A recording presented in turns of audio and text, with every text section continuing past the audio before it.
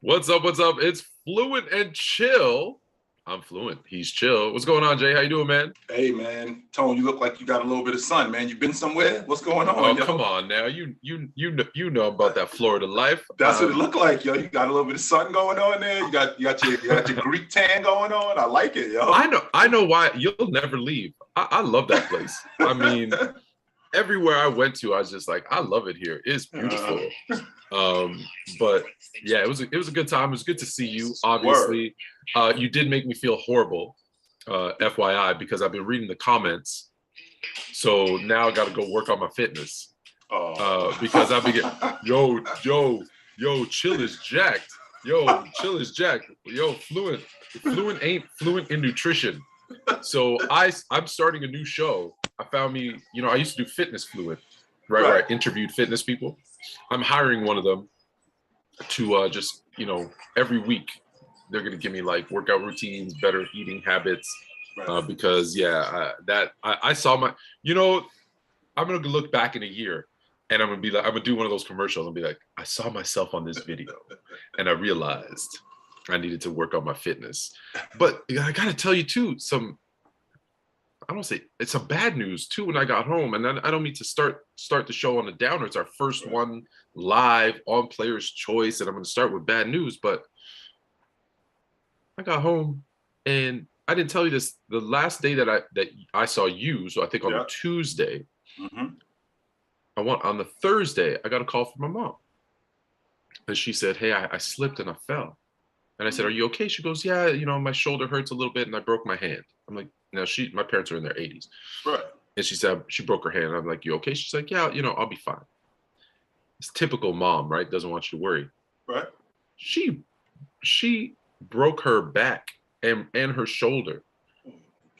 And now I'm like, I got home, I'm like all refreshed and sun-kissed and, loving life. And I'm like, now I got to call a lawyer. And it was in a Walmart. So maybe we're about to get paid, Jay. I don't know. Hey. I might be coming down to Florida tomorrow. All right. But that's not what happened to mom. Not to make light of it, but hey. She's earned it. She's earned it. Yeah, it's crazy. She just slipped and fell. So you never know. Mom. Yes, get well, mom. She does watch. She does watch. I love her. She goes, hey, I saw your video with you and Jay on the boat. I give it the heart. I give it the heart. I said, okay, you keep giving it those hearts. Thanks, mom. She likes the show. So what's up? Hi, mom. All right, so let's get. What I want to do is we got two like really good topics we want to get into. Obviously, I want to talk about the NBA playoffs, though. Obviously, so let's start. Let's kind of go, if we can, go through the series, and I'm going to end with one in particular because it's going to lead us into our first topic. But let's start in the West. So Golden State. We both kind of said, listen, Golden State's gonna beat Memphis, especially when Ja gets hurt. Any surprises there in that series other than how well Memphis can play with Ja out? Well, we saw that all season, Tone. We saw how good Memphis was without him, and he definitely makes them better. But we saw how good they were without him, and the young team that they are, they're one of those teams kind of like what Golden State was in the early 2010s. What I mean when I say that is, Tone, that we got a lot of guys on rook deals. We got a lot of draft picks. So we got some time to develop these guys. We don't have to pay anybody yet. Now, it's going to get a little tricky maybe in another year or 2 years when they got to start paying guys. I was going to ask you that. Can they keep Ja, Bane, Dillon? Right. It's going to get tricky in a couple of years, in another year or 2 years when they got to start paying guys. But for right now, I think that they're in a really good position to develop.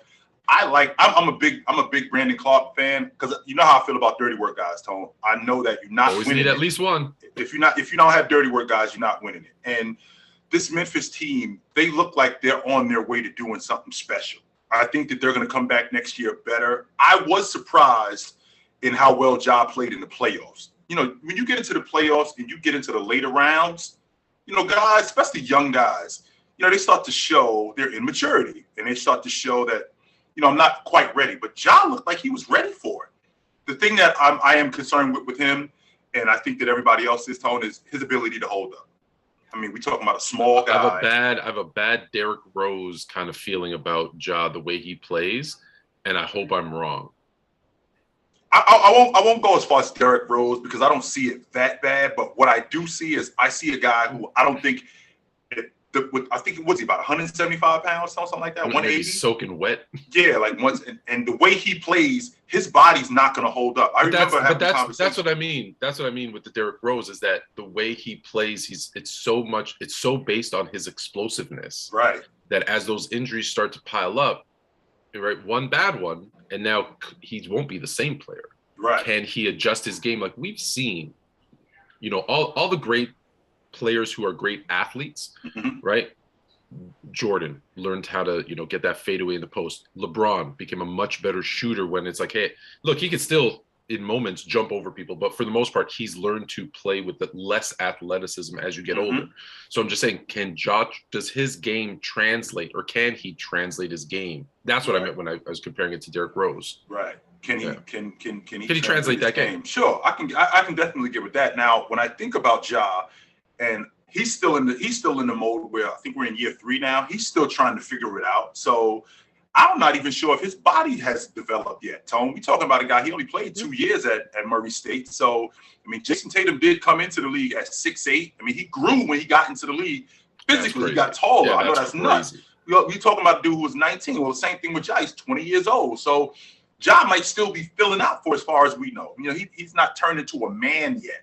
So we do know that in order for him to hold up for as long as he's going to hold, for as long as we hope he can hold up, that he's going to have to change his game. Because getting slammed around, I remember, Tone, Dwayne Wade said that Bob McAdoo said to him, it was after his second year, you're not going to last long playing the way you play.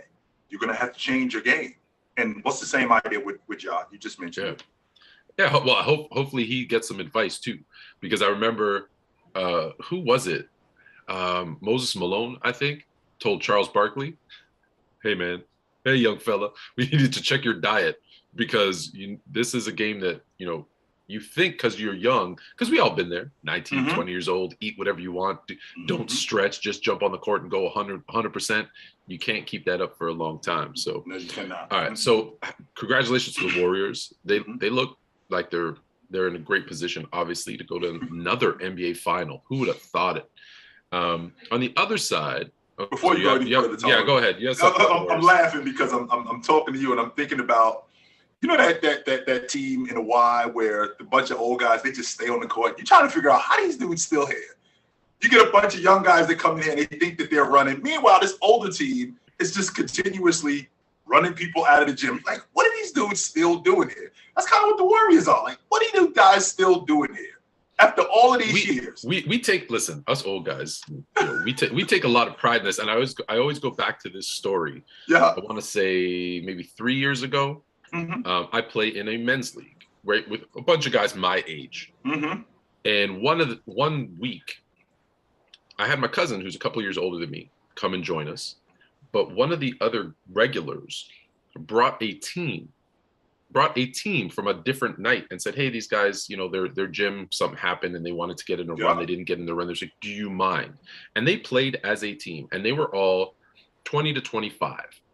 And so the first game, I won't lie, they ran us. Like, I mean, I'm grabbing my knees. Like they ran us.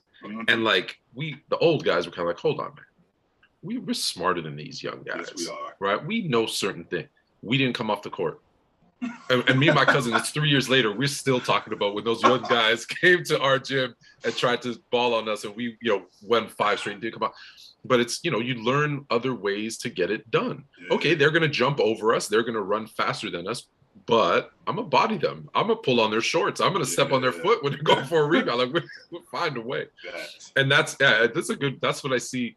But then they've got that infusion of young, Kuminga and Poole. Like, they got those young guys too. So I think the Warriors are set up really well, not just for this season, but moving forward. Yeah, they are. The other side's a little bit different. We had the number 1 seed. We all thought Phoenix was just the cream of the crop. Dallas, you and I talked about their roster not being good enough to support Luka, and that Suns got this. Not only do they not got this, or get this, that last game was embarrassing. Tom, why are you stopping at the last game? Did Dallas not blow them out in game 6 too? The last game was the most embarrassing. Right. So it wasn't like they got blown out in game 7. They got blown out in game 6 too, destroyed. So we're talking about a team in Phoenix who I got tricked, Tone. Yes, I did. I got tricked by Chris Paul. And I'm embarrassed to admit it. Yes, I did. I got tricked by Chris Paul in Oklahoma City. I got tricked by Chris Paul last year in Phoenix. And I forgot about Chris Paul with the Clippers. I forgot about that guy who's susceptible to having playoff mishaps. More than once, more than twice, more than 3 times. I forgot about that guy because I got sucked into the Oklahoma City going to the playoffs, Chris Paul. Like, what are you kidding me? They're going to the playoffs? Absolutely not. Or last year with him taking Phoenix to the finals. I'm thinking to myself, this is a different Chris Paul. Wow, he's really good. When in reality, the other Chris Paul is going to show up. You just give him a minute. He's absolutely going to show up. And he did. There was no reason for you or myself, Tone, to believe that the Dallas Mavericks, not only did they have a shot in this series, I had them out in round 1. Why? Because they were a middle-of-the-road team all season. They were in that 4, 5, 6. In fact, right, maybe a month before the playoffs, they were 5, 6. And then they started to come on. So they were a middle-of-the-road playoff team. So there was no reason for us to think that this team was a legit contender. They had one elite player and a bunch of okay guys. Kind of like what happened in 2011. Only except in 2011, they were rolling all season, right? And in the process of them rolling all season, they get into the playoffs and they get even hotter. But I think what we're taking for granted here, Tone, is Jason Kidd is doing a really good job with this team coaching. I think he's doing a fantastic job.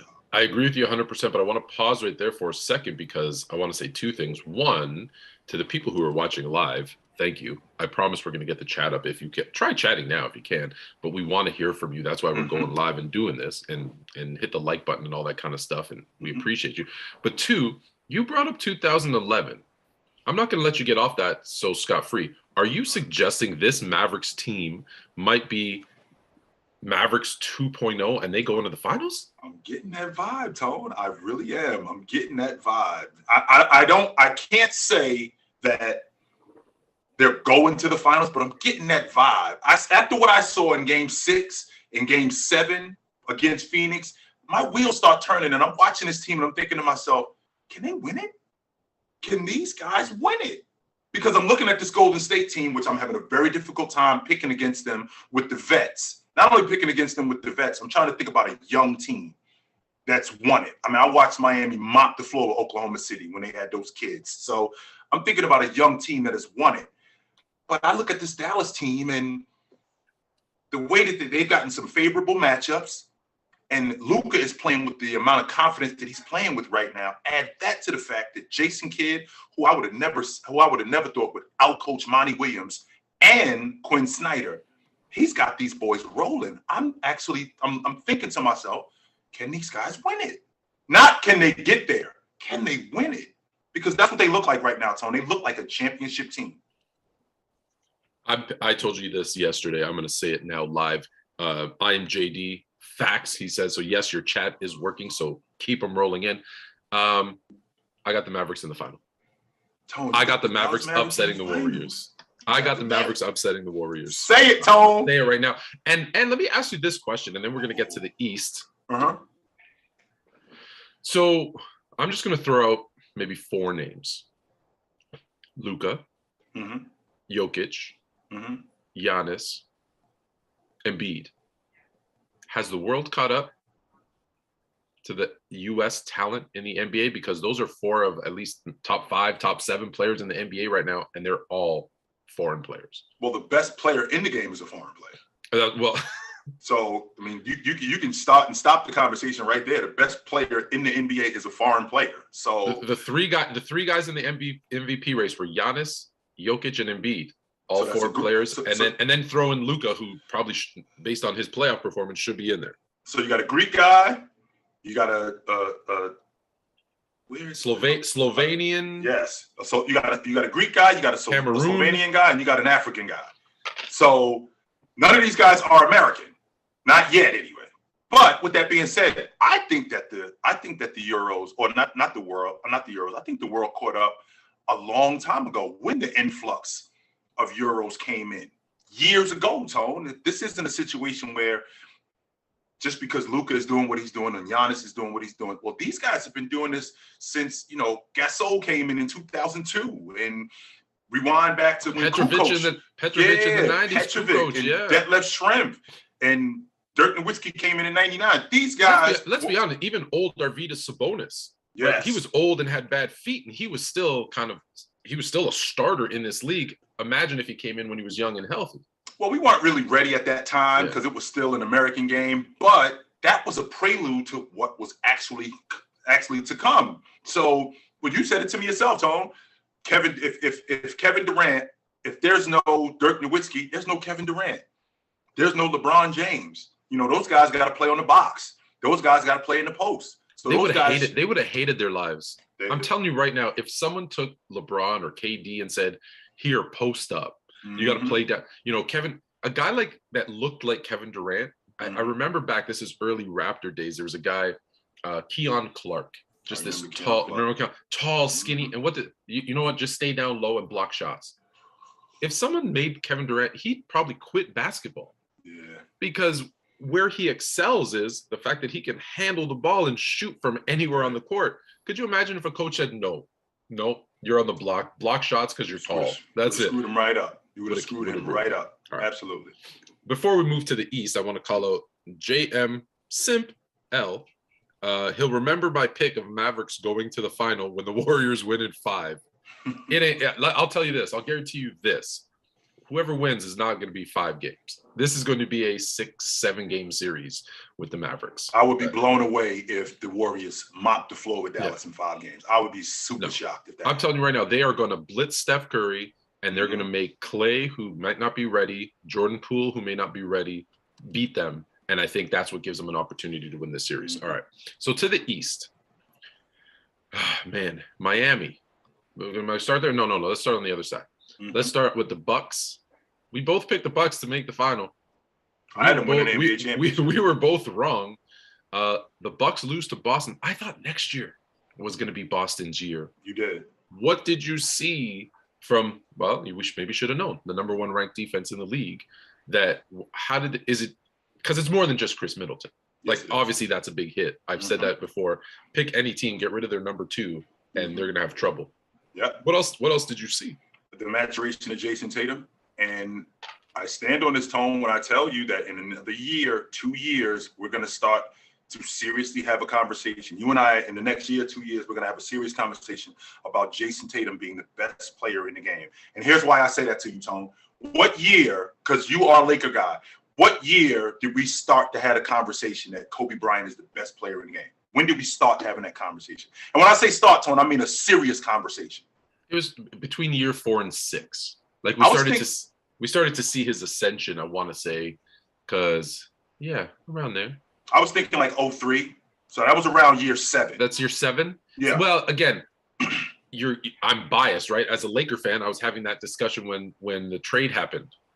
and he joined the Lakers. He's going to be the greatest player of all time. Right. But I mean, like, seriously, I started thinking this guy could be the best between year 4 and 6. So maybe, the rest of the world is year 6 and 7. I was thinking like 02, 03, that's when the conversation got serious. Well, Jason Tatum is in year 5, and I can see the maturation with him. And I can also see the difference on the defensive side of the basketball. Add all of that up with the fact that roles got established with this team, Tone. Jason Tatum and Jaylen Brown were bumping into each other like singers in a group who couldn't establish who the lead singer was. This was as early as January. It was Bobby Brown and Ricky Bell. That's exactly what was going on. Trying to be the lead guy. That was exactly what was going on. Like, okay, who are we writing the songs for? Okay, we're writing the songs for this guy. So you are going to have to be in the background, not for all of them, but for this particular song. And then now they accepted their roles. Marcus Smart is the maestro. Robert Williams, I'm the dirty work guy. I'm the glass cleaner. I'm the rim protector, which I'm not surprised about that. And before I go any further, Tone, just so you know, I think that Danny Ainge should be charged with a felony for stealing Robert Williams because I'm surprised that he fell as far as he did. He led the SEC in rebounding and blocks.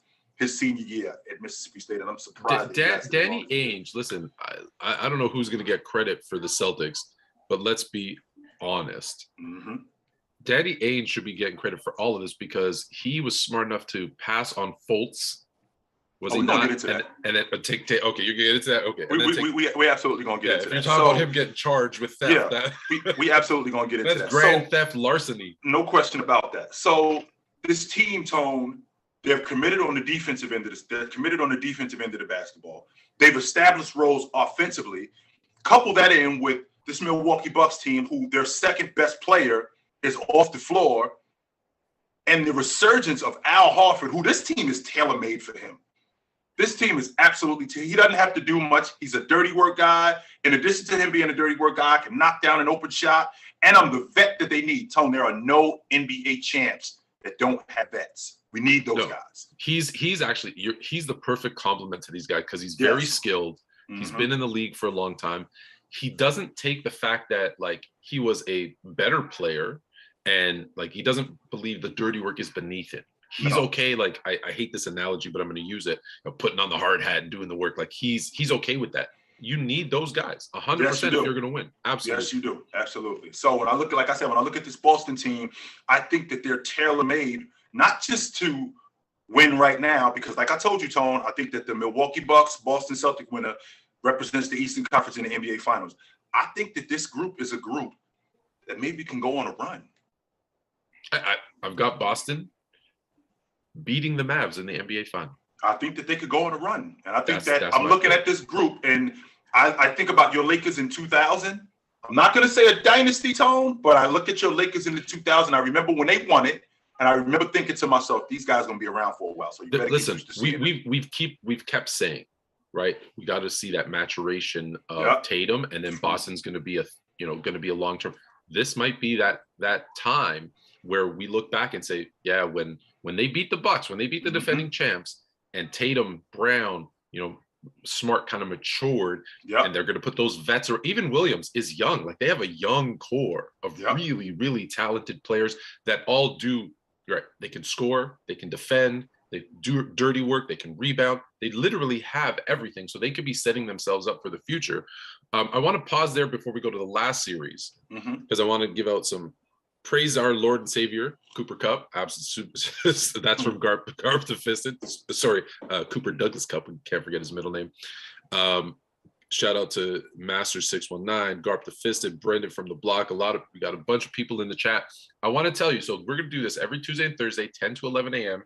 Get your coffee or iced coffee ready. Get your juice, whatever it is. We're going to be adding in a host for it as well, who can help moderate through the chat and ask your questions. So this is episode 1 here.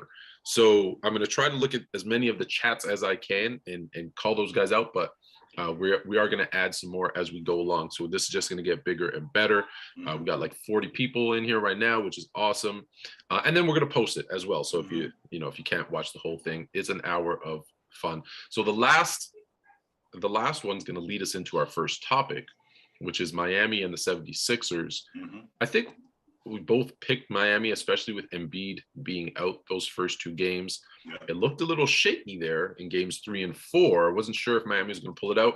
But in the end, I think I don't want to say they were more talented. They're just a more well-rounded team and the better defensive team, which I feel like I'm saying a lot. The better defensive team is the one that's winning here. We focus so much on offense. So what'd you see in that series? I saw a team that was more determined in Miami. And I saw a Miami team who took advantage of what Utah couldn't take advantage of. So Embiid is out the first 2 games. We cannot go up to Philadelphia being tied 1-1. We have to take both of these games with their best player out. And they absolutely took advantage of that. I saw a team that was more determined. I saw a team that did a better job in both switching and defending on the basketball. I thought they completely took James Harden out of the series, not just out of the game. I thought they took him out of the series. I thought they did a really good job in slowing down a lot of their guys. Now, when they get Embiid back, what Embiid does is he just energizes us. It's like your big brother showing, right? It's like you stick your chest out a little bit more, you walk a little taller, and that's what happens when you get with guys like that. But I think that series was won after Miami had dropped them in game 2 because with Embiid being out, that gave them the confidence that, all right, we're halfway there. We already know the formula. And we know that with Philadelphia having the guys that they have and how much Embiid is incorporated in everything that they're doing, we have an opportunity to win this series with him being out. I'm trying to think of the way to phrase this. Is Doc Rivers a coach that could lead a team to an NBA championship? Well, and don't tell me he did it once because he had the best team in the league, the big three, all that. Can he do it with a team that isn't the best team? Well, like his coaching, his coaching. Let me rephrase. That's why I was trying to think of the way I wanted to explain.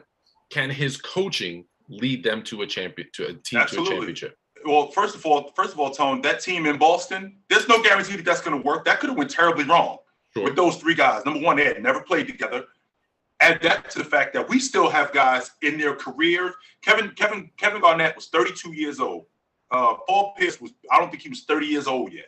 So we talking about, and Ray Allen was on the other side of Ray Allen, but we talking about a group who had never been together.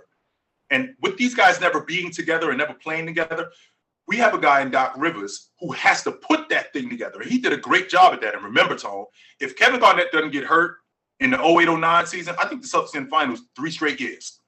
3 straight years that they're in the NBA finals. Now, the question that needs to be answered is where do you rate Doc Rivers as a coach? Because I hear a lot of people saying Doc Rivers is overrated as a coach. Well, that depends on where you rate Doc Rivers. Is Doc Rivers a top 5 coach in the NBA?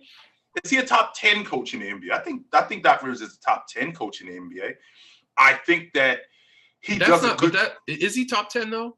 Because I remember you in round 1 saying if it gets to a coaching battle between him and Nick Nurse, he's going to lose that. I think Nick Nurse is a top 10 coach. Absolutely. All right. So Monty Williams is a top 10 coach? Yes. Monty Williams. Jason Kidd? I don't know if Jason. Okay, Spo. Okay, Spo, Nurse. Monty Williams, Spo, Nurse.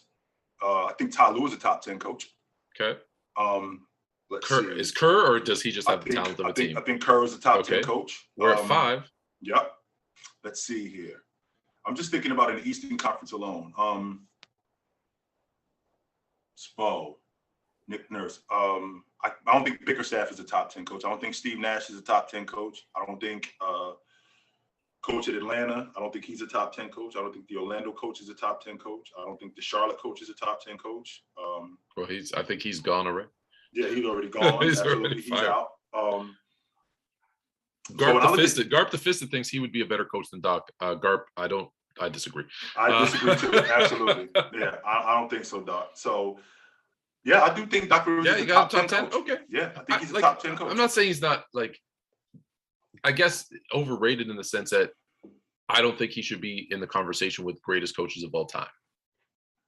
And that's what I'm talking about. And I think sometimes people put him in that kind of category. Like, I've obviously seen my Lakers saying, "Oh, we'd love to get Doc as our coach here." No, that's not that big of an. It's is Doc a top 15? Is Doc a top 15 coach all time? No. At all? No. Top 15? No. No. Top 20? Top 20, 25? Maybe. You don't like top 20? I'd have to make the list. No, I don't like top 20. There's too many great coaches like Pop, Phil, Red Auerbach. Okay, those are the guys. We already know that those guys at the top. You got those 5 GOATs, right? Right. We already got those guys at the top. So I've got those guys. I've got 5 in the league right now. That's 10 right there. That's 10 right there, and I haven't even talked about any other era. So there's there's gonna. I think it'd be tough for him to break top 20. He wasn't better than Casey Jones. Is he even a better coach than Larry Bird? Even though Bird didn't coach for that long? Bird was coach of the year, too. Bird was coach of the year. Bird was coach of the year. I don't think he was. I don't think he did it long enough. I tried to throw out someone who, there's just so many great coaches that I think he was. If I made a list, I don't know that Doc would be in that top 20. I'm not saying he's far off of it, but I don't think he's in that top 20. He's not the savior. Again, I use the Lakers. He's not going to go and save the Lakers. They're not one coach away from being, a championship team. I don't think he's that. Can he take a team? I guess the question is, can he? And this might be a question for everybody, for every great coach, because we haven't seen. I've seen Greg Popovich take less talented teams pretty deep. I haven't seen Phil Jackson do it. I didn't see Red Auerbach win a lot of games. There were 24 games before Bird got there. They won, right? So can he go to a team? Could he take Dallas? If he was coaching Dallas, are they going to the NBA final? Are they in the Western Conference Championship? See, that's the problem that I'm having right there. It's tough to call, sure, but oh man, because I'm trying to have we can't have a discussion about a coach being the difference in us winning and losing. If we have to have that discussion about you being the difference between us winning and losing, or you getting out coached, that's a problem. That's a huge problem. When it's not about Luka got outplayed, or we got out rebounded, or we got dominated on the offensive glass. We're talking about you got out X and O. Then we should be having a conversation. And that's my point. As high as you hold Nick Nurse in your esteem for Nick Nurse, he's a fourth year coach, and we were worried that if Doc tries to outcoach him, the 76ers lose that series. I really felt like that. That's a fourth year coach. I did. So what does that say more about Nick, or does it say more about Doc? For me, it says about both of them. I think it says more about Nick and less about Doc. That's about Doc. Okay. All right. So I want to stick with Philadelphia here, because this is actually really topic one, which is perfect. We're halfway into our hour. We're going till 11 o'clock Eastern time. Good morning to the West Coast. It's 7:30. Appreciate you joining us early in the morning. The process failed. Did it though, Tom? Yeah, it sure did. It absolutely did. The Philadelphia 76ers tanked. They tanked to get high draft picks. Yep. They tanked to build a team that would win an NBA championship. And what they got out of it was a phenomenal center in Joel Embiid, who's got question marks when it comes to his health, his production, his ability to take over games in the playoffs. We've seen teams, I hate bringing up the Raptors again, but we've seen teams like the Raptors who are much lesser shut him down. Like they had him in games in previous years in the playoffs where he scored 0 points. You can't have a game. That's the best thing that came out of. That's the best thing that came out of the 76ers tanking is Joel Embiid, which is great. Don't get me wrong. He's an MVP candidate statistically. He's one of the great, best centers in the league. Absolutely. Why you say statistically, Tone? Because that sounds like a but. Okay, where's the but coming in? I say statistically because if you're picking a center right now to lead your team to an NBA championship, is Joel Embiid the first name out of your mouth? Yep. Over he Jokic is? And over Cat. Yes, he is. Yes, he is. I think he's the best 5 man in the game. Yes, he is. In the playoffs? Not in this playoffs right now, but I think he's the best 5 man in the game. I do. Okay. What playoffs did he take over? What playoffs did any 5 man in this era take over? No. Don't answer a question with the question. No. What did he do? Right? Is it okay? How about this? He took over that Toronto series. He did do that. If you're picking a player, any position, to lead your team to the NBA playoffs, is he the first 3 names out of your mouth? No, he is not. So if you're the first 3. If you're tanking, for how many years did Philadelphia tank? I think 3. You're tanking to win a championship. 2 years. Look, this isn't about just Embiid. So let me go back, because I've made it. What I'm saying is the best thing that came out of it is Embiid. So I don't mean to be knocking Embiid, but Simmons was a failure. Didn't they draft Fultz, I believe? That was Philadelphia as well. That was a failure. They chose Tobias Harris over Jimmy Butler. So my point is, you tanked. You had your city believe that what you're doing will bring you an NBA championship. And at this point, that process has failed because you haven't sniffed the NBA finals, let alone won a championship. Right. You have not sniffed it. Now, is it better to get to the finals and get served, or? Yes. Because if you're going to say not get to the finals, then yes. I'm going to agree with that. But I think that with the problem that Philadelphia has, and I'm not going to put this solely on Joel Embiid, they made some bad decisions. So, number one, Joel Embiid didn't play the first 2 seasons. All right. Yep. Okay. So we take Jahlil Okafor and we pass on Devin Booker. Okay. Yeah, Fail. we pass on Devin Booker. Okay.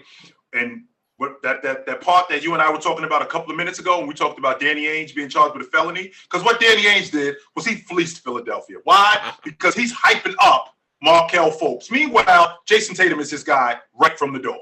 Oh yeah. There's no question in my mind now. 100%. There's no question about it. Jason Tatum is his guy, but he's telling Philadelphia that he loves Markelle Fultz. And why is he telling them that he loves Markelle Fultz? Because I want to get the attention off Jason Tatum, because that's my guy. So Philadelphia passes on Jason Tatum, which I think really stung. Well, don't they trade? Don't they trade the first and third pick, right? Yes, right. And they trade the first. I'm going to trade because I'm going to go down to number 3. Excuse me, I'm going to go down to number 3, and I really like Markelle Fultz. You really like Markelle Fultz? Danny Ainge is one of the better basketball minds in the game. You really like him? Well, I better take him. I really don't like him. And he got that from Red Auerbach. He absolutely got that. 100%. He got that from Red Auerbach. But with that being said, so they pass on Jason Tatum. So they get it right with Ben Simmons. Now, remember, Ben Simmons was an all-NBA performer. He was an all-league defender, and he was an all-star. So they did get it right with him. So they were. But he's also not a very good team player. He doesn't have very good work ethic. And right out of even since high school, they said his attitude stinks when it comes to authority. So right. Yeah, those are the good things. Let's talk about the bad too. Let's talk about the bad things too. So I mean, every great player, there's some good and there's some bad with him. So you're talking about a young guy in Ben Simmons who the upside looked like it was better than the downside. Like we can tolerate the stuff on the downside if the upside continues to be what it's going to be. We're talking about an all-star. We're talking about an all-league defender. We're talking about an all-NBA performer. Okay, so we got Simmons and we got Embiid. But then it gets a little tricky. Well, it gets tricky because what do we do now? You know, we got Jimmy Butler and we pass on him and go with Tobias Harris. That doesn't work. Now, when you talk about the process is, how long is the process when you say that it failed? Because when I look at Shaq and I look at what the Lakers did, I mean, they had won. I mean, they were swept out of the playoffs his first 4 seasons there. 96, 97, 97, 98, 90. I'm sorry, his first 3 seasons there. They were swept out of the playoffs. So that process wasn't working. Now you can make the case, you know, Kobe Bryant was young. Well, so is Ben Simmons. So is Maxey. So are these guys. They were young too. So the question is how long is this process? All right. How many years has Embiid been in the NBA? Embiid, he missed his first 2 seasons. I know he missed his first 2. Yeah. So his first season was the 16-17 season. So that's we are 5 seasons. So we're so going in the year. Hold on. We're 7 seasons in. He didn't. I get that he didn't play, but we're 7 seasons in. They tanked for what, 2 or 3 years before his draft, correct? 2 years before his draft. All right. So let's say we're 9 years in. Are they looking more or less likely to make an NBA final today than they did 5 years ago? I don't think that they're less likely. I think that they're better today than I think they're in a better position today than they were 5 years ago. I think you're beating around the bush. I think they're nowhere closer to winning an NBA championship. I think that they're closer, Tom. We talking about a team 5 years ago. They didn't make the playoffs. They were in the lottery.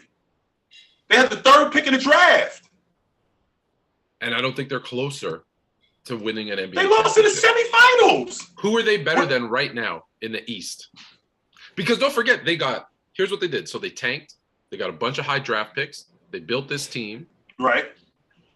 The king of the East left 4 Gone. years ago. So maybe I should have asked 4 years ago. Left. Right. So the biggest hurdle in the East to get to the final was gone. That's correct. And I don't think, let me change it to 4 years ago.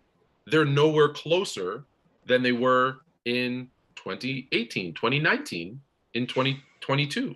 Because now, not only have they gotten, their team is worse than it was in 2019 when they had Butler and Harris and Embiid and Simmons. Well, wait a minute, Tone. Are we talking about the same team? Because I think this is much of an incomplete. Because my best player broke his face. So that matters. Not only did my best player break his face, because that does matter. I know you don't want to hear that. You know what? You know why he broke his face?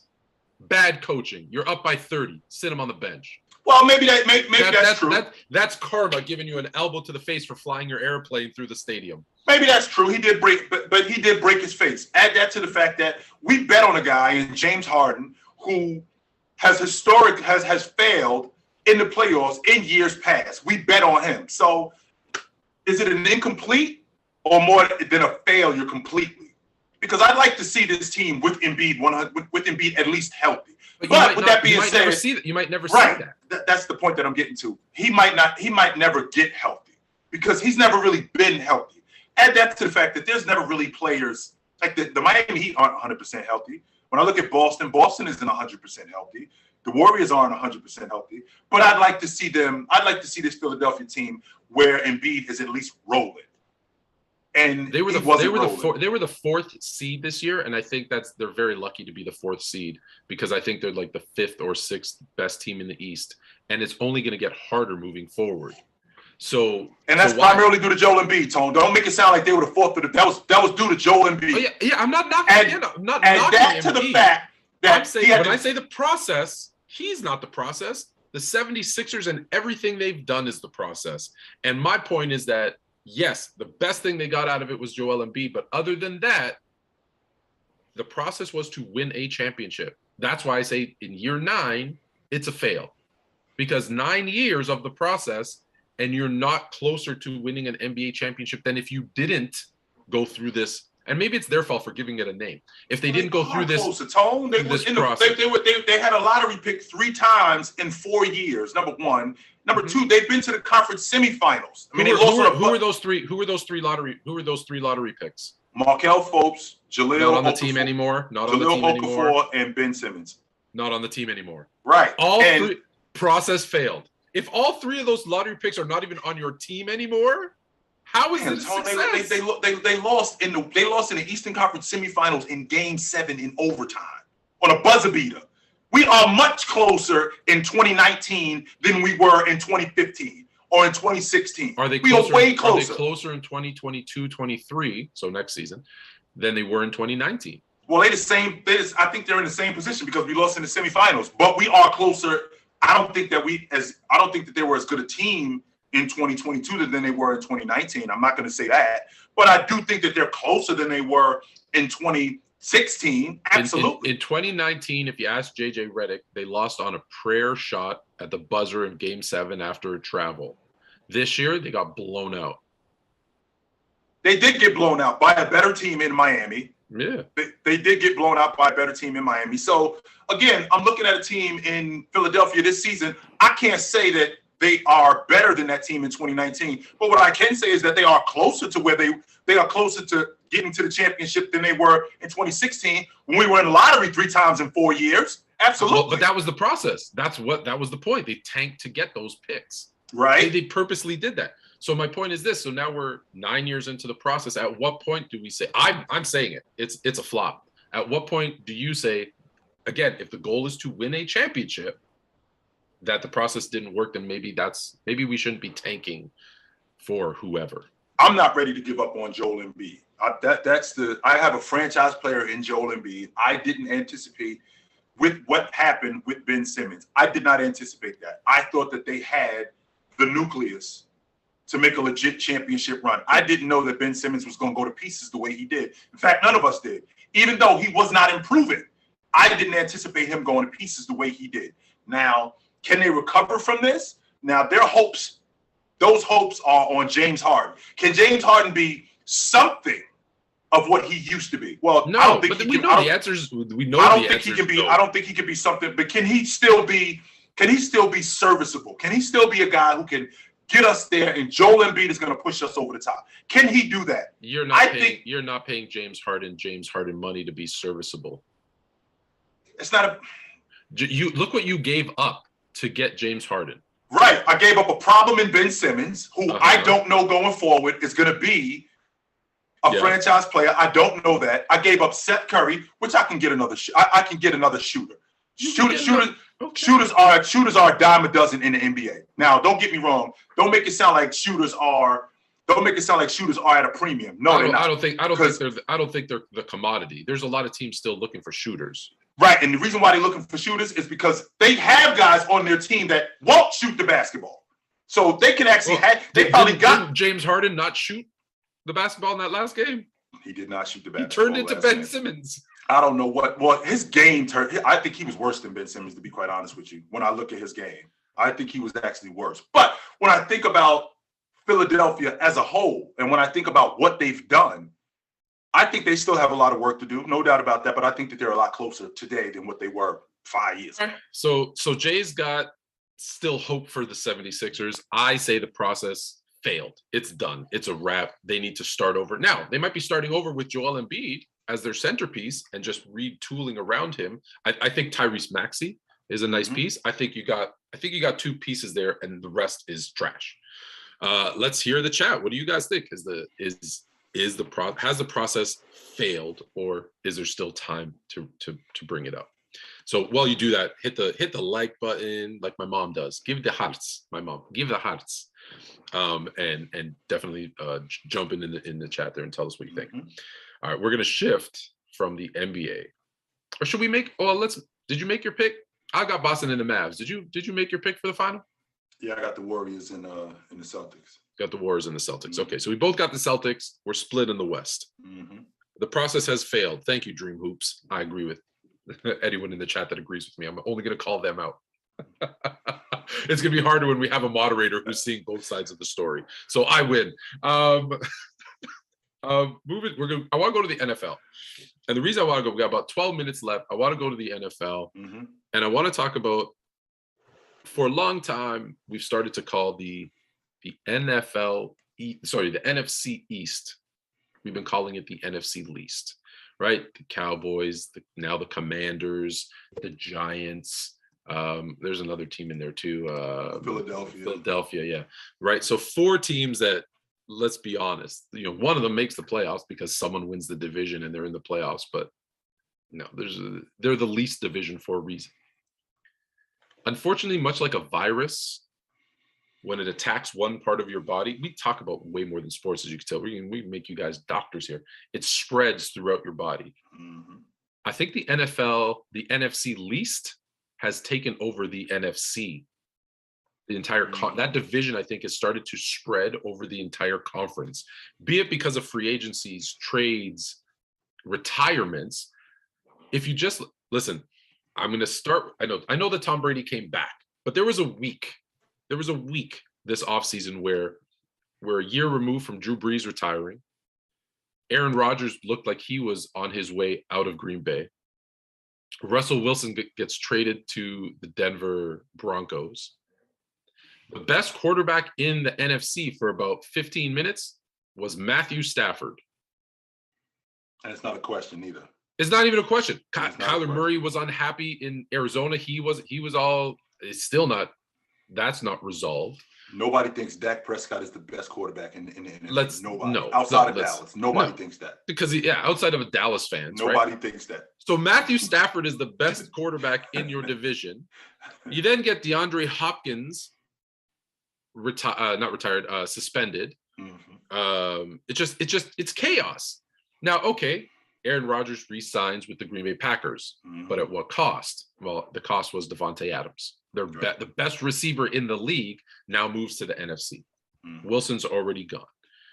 Brady looks at the landscape and says, oh, I could be at home miserable with my family, or maybe take another run because the NFC looks weak. Let's be honest. He saw that and went, I don't have to worry about the Saints. I don't have to worry about the Panthers. I don't have to worry about the Falcons. I got this division. I've got the NFC South. I've got it on lock. I don't have to worry about the NFC East or least, because I just don't. The NFC North, with all due respect to my Bears, they're not an issue. The Vikings aren't an issue. The Lions are never an issue.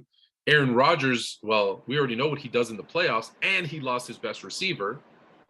Seattle's lost their QB. They're out. San Francisco might be starting some kid who we don't know. Look, their defense is going to be great, but we don't know what Trey's going to give us. We have no idea. So they're kind of out. Who else we got? Arizona, their quarterback isn't happy. Their best wide receiver is suspended, at least for half the season. and I've got the defending champs in the Rams. So really, I got one team that I might be concerned about, and their quarterback is Matthew Stafford, who typically, I get it, he's been a Lion, so I'll give him credit that, you know, his win-loss record was obviously partially due to his Lions. This team stinks. This conference stinks. Because when I look at the AFC, without even thinking about it, I have a division in the AFC West where all 4 teams could make the playoffs, right? The Chiefs, the Broncos, the Chargers, and the Raiders, all legitimate playoff teams. And then I've got the Bills, the Patriots, the Dolphins are improved, the Bengals. Oh, the Ravens are going to get back Lamar Jackson, the former 2-year-ago MVP. Cleveland is going to get Deshaun Watson at some point, and they're already skill position-wise, they're stacked, good defense. All they needed was a quarterback. Mm-hmm. You got like 12 teams in the AFC that have a legit shot at the playoffs, and probably half of those, 6 or 7, legit shot at the Super Bowl. If I'm comparing NFC, AFC, it's not even close. Well, when I look at the NFC South, what it reminds me of is when James left the East and how the door to the NBA Finals flew open in the Eastern Conference. But imagine James coming right back to Cleveland going, no, I'm not going to the Lakers, I'm going back to Cleveland. And then the door closes again. So that's kind of similar to what Brady did in Tampa, where he retires and the door in the NFC South flies wide open. Carolina can win it. Tampa, New Orleans, right? Drew Brees was hinting at coming back. Drew Brees was talking about coming back. He's still talking about coming back because he sees it too. Right. He sees it too. The NFC in the NFC South with New Orleans, with Carolina, with Tampa and Atlanta. So the door flew open because now any one of us could win this division. But then Tom Brady goes, I'm coming back. Okay, door closed. It was open a minute ago, so now it's closed. Now you talk about the AFC West. Well, when I think about Matt Stafford being the best quarterback in the NFC, I think you got 4 of the top 10 quarterbacks in one division. You do. In one division, you got 4 of the top 10 quarterbacks. I can make an argument that Derek Carr's the top 10 Derek Carr is that borderline, but you can make an argument. I can make an argument that Derek Carr is a top 10 quarterback. Russell Mahomes and Herbert, 100%. Absolutely. Those are absolute top 10 quarterbacks. Now, when I think about the rest of the NFC East, we got so many questions about Daniel Jones. So many questions about Daniel Jones. I don't know what he's going to be. I don't know what kind of offensive line that they're going to give him. I don't know what his receiving core is going to look like. Is Barkley going to hold up? And by the way, this is his 3rd coach in 4 years. So they've completely gone haywire with him. And EB management said, we've done everything that we can to screw this guy up, which they have. They have. So I look at this Philadelphia. Philadelphia looks like the only team in the NFC East with some stability. Because I'm telling you this right now, Tone, you mentioned it to me a while ago. We have not had a consecutive NFC East winner in 20 years? 20 years. In 20 years. Philadelphia looks to me like they're the only team, and they just traded for a wide receiver, which is absolutely awesome. AJ Brown is now in Philadelphia. So listen, if Jalen Hurts can't get this team to win the NFC East, then he needs to go play a different position. I look at Philadelphia, and they look like the most stable. I cannot bet on the Cowboys because why? I know who the Cowboys are, and I know that I expect them to be Cowboys. So then I got the NFC South. Then I got the NFC North, which is your division. Can I time out there for a second on the Cowboys? Look, I like Dak. I like Dak a lot, but now they don't have the same offensive line they had in years past. Zeke is not the same running back that he was in years past. Yes, it is, Tony. They just don't give him the football as much as they should. They don't go to him nearly as much as they should. And it ain't because he's not what he used to be. No, it's because they don't use him. He's not producing. Whatever the reason, he's not producing at the same level. And who was their best wide receiver? The one because he's in Cleveland now. Yeah, the one that's in Cleveland right now. He's in Cleveland now. So, I don't have a lot of faith in the Cowboys either. Well, I've said this in years past, and I still stand on it. I always thought that Dak Prescott was an above-average quarterback. I always felt like that, I stand on that. I do not think that Dak Prescott is elite. I think he's above average, and I think that that's as good as it's going to be for him.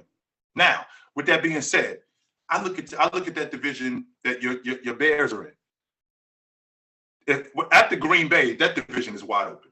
Because I just don't trust. Even with Green Bay, even with Green Bay, who's he going to throw the ball to? Give me a team that doesn't have a number one wide receiver that has been successful. None. Name me a team that has a top. Name me a top five. Name me a team that has a top 5 paid quarterback that has made the Super Bowl. Well, you've had that. None. You've had teams that have not had a number one wide receiver and still been like when Tom Brady was taking those teams to the Super Bowl. But we're talking about number one, an elite offense. That's right? An exception. Yes. Right. There's an exception to that. Now, when you go back to a quarterback who's taken up over 20% of the payroll, these are how many of those guys have gone to the Super Bowl. When you got the quarterback taking up over 20% of the payroll, because we can't pay anybody else because he's taking all the money. All right, that's fine. Now, when I look at the NFC and I look at the NFC North, I just don't trust Kirk Cousins. I know who Kirk Cousins is. I like that defense that they have. He's eventually going to have to play a primetime game. And we already know what happens when the lights get bright. Yeah. We already know what happened with him. Minnesota has a stout defense, and they've always been good defensively. But the difference is Kirk Cousins at the quarterback. Right. Listen. Last year was the exception. The Vikings typically in odd years, right, make the playoffs, and in even years they stink. Well, which means what? Which means 2022. Unless they change that pattern, they're going to stink. They're going to be trash again. So then we got the NFC South. I think your Bears are still in the developmental stage with Fields. I still think that they have. You already know how I feel about Roquan Smith. The Bears are set up for 2 to 3 years from now when Cousins is out, when Rodgers is out, and that's when maybe if they're lucky they'll have the best QB in the division unless the other 3 teams pick somebody up. That's what they're developing for 2 to 3 years from now. So you're gonna kill me on this one, Tom. I think Detroit's gonna be a lot better this year. Oh no, I'm not gonna kill you that on they lost like 7 1-possession games last season. Like they are, if they can figure that now, they might be like the Chargers, who just never figure out how to win those late games, and that's why they're the Lions. But if they can figure out a way to get that extra field goal, to get that extra kind of touchdown, yeah, they're a 500 or a little bit above team. I'm gonna go out on a limb, Tone. I think that the Detroit Lions make the playoffs this year. Oh, that's crazy. I think that they make the playoffs this year. Make sure today, May the 17th, 2022, mark my words, I think the Detroit Lions make the playoffs this year. All right, just so you know, I'm going to clip that and post it onto TikTok, and you are going to get roasted because there's no. I'm going on record. I'm saying it and the reason why I'm saying it is because exactly the conversation that we're having. How bad is the NFC, Tone? Yeah, the NFC is absolutely it's as bad as I've seen it in all my years. In all my years of watching pro football, this is one of the worst times that I've ever seen in the NFC. If they can finish 9-8, 10-7, yeah, considering in that division that they're in, I think that the Detroit Lions got a legit shot because I think that they're going to be better this year, and they might have a shot at making the playoffs. Okay, no, don't backpedal. You said they are making the playoffs. I'm sorry, the Detroit Lions are making the playoffs this year. All right. So we're going to end the show on this because Jay Reezy has said the Saints to the Super Bowl 1 million times. Is that ridiculous? Not ridiculous. Yes. Who's their quarterback? Jameis Winston. Coming off an ACL, and they're not going to have him on opening night. Let's make sure we remember that. He's not going to be ready for camp. Do you think Drew Brees? Let's end it on this. Do you think Drew Brees comes back? No. I don't even think he's entertaining that. I think that was something I think that was satire. I think that was something that was shit. Because he said it a couple of times, man. He said, hey, they picked up, they made some good signings, makes me want to come back. Then now he's not re-signed with NBC, right? He's still making his decision whether he's going to be now that might be, I will say this, that might be a negotiation tool. That's all because, maybe next time we'll talk about the fact that Tom Brady, who's still playing quarterback, signed for $37 million a season. That's all it is. Double what Romo and Brees were making. So right, that's all it is, Tony. It's nothing more than that. That's just Drew Brees is not putting the pads back on him. 43 years old. I don't think he's going back. I don't think he's going back to the field. 43. So what? Tom Brady's like 57. Right, and Tom Brady is an anomaly, just like LeBron James. And we can't get used to this stuff, guys. We can't. Drew Brees was already on the other side when before he retired. He was way on the other side. So now we're talking about a guy who's been removed from football for a whole year. So now he's going to come back. Remember, Brett Favre came back in his 40s. How was Brett Favre when he came back? On that note, we're going to be here every Tuesday and Thursday, 10 to 11 a.m. Wake up with Fluent and Chill. There was so many comments. I hope the likes got up. I don't even know how to check. But we will be adding a moderator to go through your chats and help give us more of your feedback. But I appreciate everyone in the chat chiming in. One person wanted to remind you, Jared Goff is still the quarterback of the Lions. So your pick. Who took the Rams to the Super Bowl? Remember that. Don't forget that part. He did take the Rams to the Super Bowl. His defense took him to the Super Bowl. So we're going to be every Tuesday, Thursday, 10 to 11. Wake up with Fluent and Chill. Is there anything else that I missed? I feel like I missed something. Oh, yes. Thursday's episode. We're starting a one-on-one tournament. So we're taking the top 20 one-on-one basketball players of all time, and we're doing like a NCAA tournament. We're going to break down who would win that one-on-one matchup and why. Me and Tony get into LeBron James and Jordan. Yes, and because we've been asked so many times, I hate this debate, but we're going to do a Jordan-LeBron. We're just going to end it for once and for all. Obviously, I'm going to be Team Jordan. Chill's going to be Team James.